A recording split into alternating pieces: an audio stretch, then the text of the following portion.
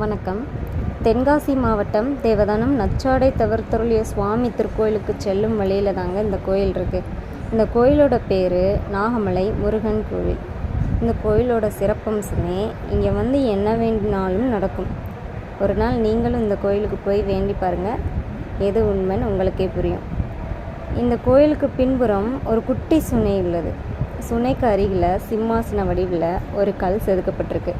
இந்த கல் சிம்மாசனத்தில் அந்த கால ராஜாக்கள் அமர்ந்து நாட்டோட வேளாண்மை நிலங்களின் செழிப்பை பார்வையிடுவாங்களாம். பயிர்கள் செழித்து பச்சை பசேலென்று இருப்பது போல நாட்டோட வளமும் சிறந்து பசுமையாக இருந்திருக்கு. இந்த காட்சியை பார்ப்பதற்கே இன்னும் ஒரு அழகாக இருக்குதுல்ல. இன்னும் ஒரு அருமையான காட்சி. பச்சை புல்வெளி போர்த்திய போர்வை போல அழகோ அழகு. பயிர்கள் கதிர்முற்றிய நிலையில் இக்காட்சியே தங்கத்தீவு போல காட்சியளிக்குமாங்க. எவ்வளோ அழகாக இருக்குல்ல.